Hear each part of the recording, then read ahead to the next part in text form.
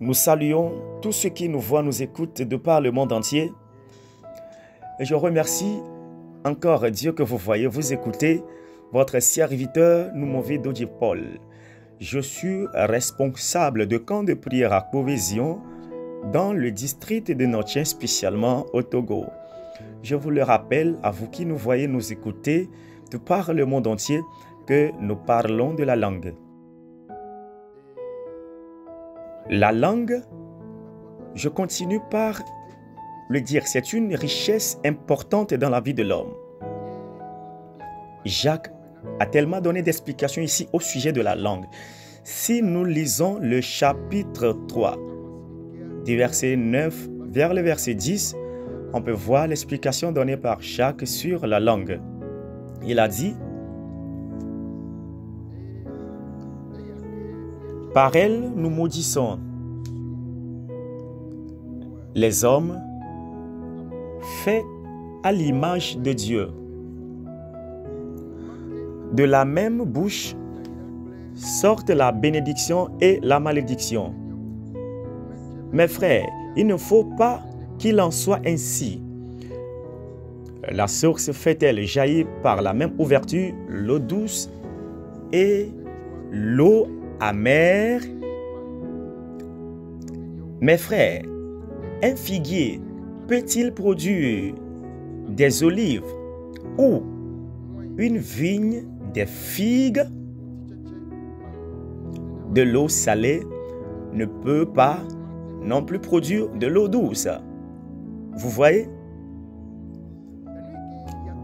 L'explication que veut donner encore Jacques est la langue que nous utilisons.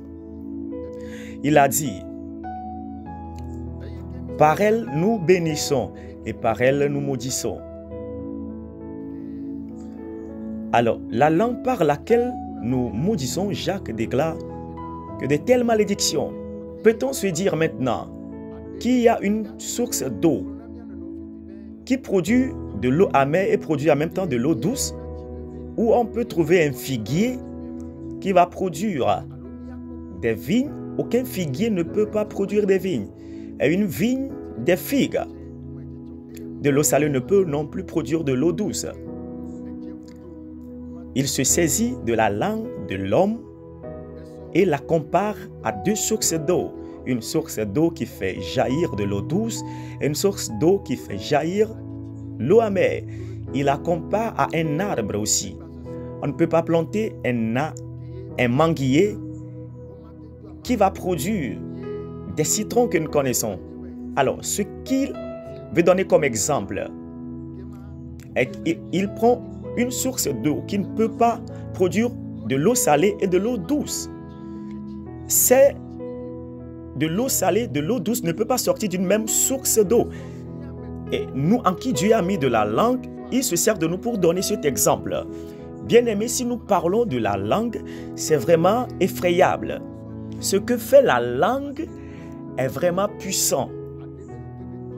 Que chacun veille à faire le bien. Le bien que tu es en train de faire, la langue va déclarer le bien pour toi.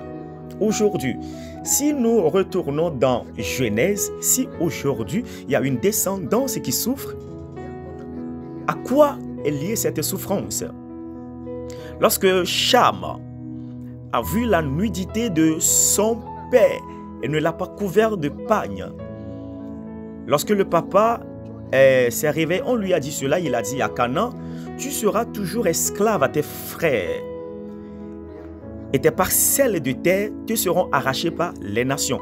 Et aujourd'hui, on peut dire que les parcelles de terre de Canaan ont été données aux enfants d'Israël. Alors, ce que la Bible a dit, ou ce que son père a déclaré sur lui s'est accompli. Alors, je dirais, d'autre part,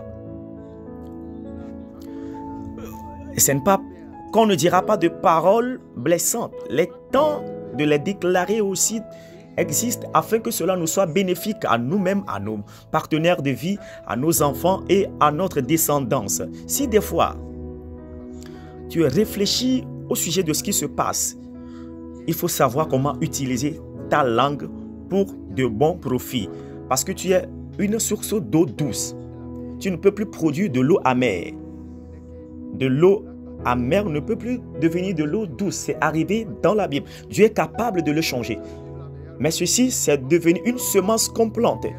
C'est ce que la Bible a dit. Si nous obéissons, Dieu nous le fera. Merci de nous avoir écoutés dans le nom de notre Sauveur Jésus-Christ.